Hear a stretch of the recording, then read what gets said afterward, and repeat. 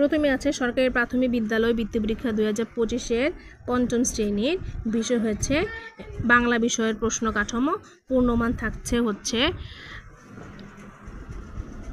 100, সময় থাকবে 2 ঘন্টা 30 মিনিট।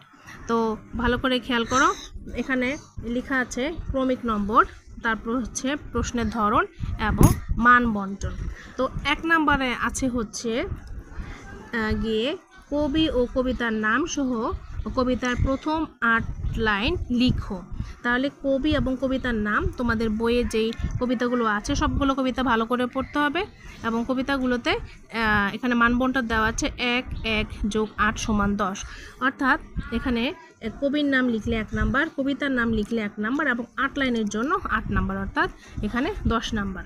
তারপরে 2 নম্বরে আছে শব্দার্থ লিখন 5টি। কয়টি? 5টি। তো 5 একে 5 নাম্বার। নাম্বার 3 আছে বাক্য গঠন 5টি, প্রত্যেকটিতে 1 করে 5 একে 5 নাম্বার। তারপর হলো 4 নাম্বারে আছে হলো শূন্যস্থান পূরণ করো। কয়টি? 5টি, এখানেও 5 একে 5 নাম্বার। তারপর হলো 5 নম্বরে আছে হলো বহু নির্বাচনী প্রশ্নের উত্তর লিখো 5টি। বহু নির্বাচনী বলতে টিক চিহ্ন যেটাকে আমরা বলি, এটা তো আছে 5টি, 5 একে 5 নাম্বার। 6 নম্বরে আছে হলো গিয়ে বিপরীত শব্দ অথবা সমার্থক শব্দ লিখে যে কোনো 5টি। হয়তো বিপরীত শব্দ আসতে পারে, না হয় সমার্থক শব্দ আসতে পারে, তাহলে কিন্তু দুটোই পড়তে হবে।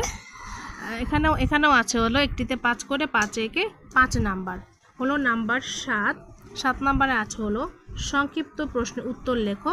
কয়টি? 4টি, এবং একটিতে 2 করে 4 দুগুণে 8 নাম্বার।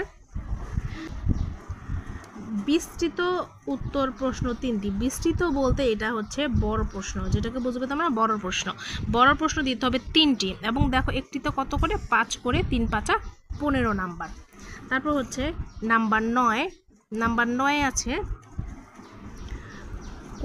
কবিতা বা গদ্য অনুচ্ছেদের মূল ভাব লেখো। যে কোনো কবিতা বা একটা গদ্য দেওয়া থাকবে বা কবিতা দেওয়া থাকবে, তার একটা মূল ভাব লিখতে হবে, অথবা বলে তোমাকে মেনশন করে দিবে যে ওই কবিতার মূল ভাব লেখো বা ওই গল্পের মূল ভাব লেখো। এটা তো 5 নাম্বার, 1 করে 5 একে 5 নাম্বার। 10 নাম্বার হলো গিয়ে ভাষারীতি পরিবর্তন অথবা ক্রিয়াপদ নির্ণয় অথবা ক্রিয়ার কাল। 3টা আসতে পারে, তাই না? ভাষারীতির পরিবর্তন বা চলিত থেকে সাধু, বা পদ নির্ণয় যে কোনটা কোন পদ, বিশেষ্য নাকি কোন পদ, আর যে ক্রিয়ার কাল।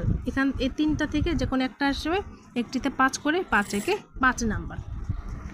নাম্বার 11 নাম্বারে আছে অনুচ্ছেদ পাঠ্য বই বা সমমান পরে প্রদত্ত নির্দেশনা অনুসারে প্রশ্ন তৈরিকরণ, প্রদত্ত অনুচ্ছেদে বিরাম চিহ্ন প্রয়োগ।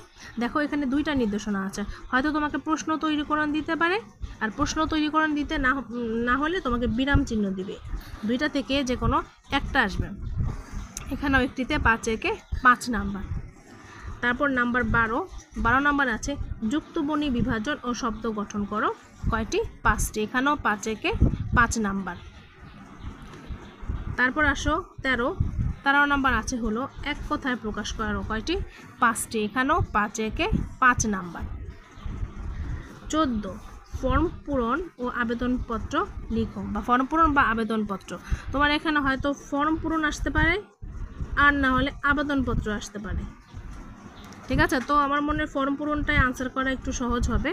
তো এখানেও 5 করে 5 একে 5 নাম্বার। নাম্বার 15 আছে হচ্ছে রচনা লিখন সূত্রসহ বা উন্মুক্ত। এই কথাটার মানে হচ্ছে সূত্রসহ বলতে তোমার বইয়ে যদি তোমার প্রশ্ন যদি দেওয়া থাকে যে কলামগুলো, যেমন ভূমিকা বা উপসংহার, এগুলো যদি তোমাকে মেনশন করে দেওয়া থাকে, তাহলে ওই উক্তি অনুযায়ী রচনা লিখতে হবে। আর উন্মুক্ত বলতে শুধু লিখে দিল যে রচনাগুলো নাম দিয়ে দিল যে তুমি রচনাটা লিখো, কোনো কোটেশন তোমার দেওয়া থাকবে না, তুমি তোমার ইচ্ছা মতো লিখতে পারো। এখানেই সবচেয়ে বেশি নাম্বার, 12 কে 12। তো শিক্ষার্থী বন্ধুরা, এই হয়ে গেল বাংলা বিষয়ের প্রশ্ন। তো এখানেও নাম্বার হচ্ছে, টোটাল নাম্বার হচ্ছে 100।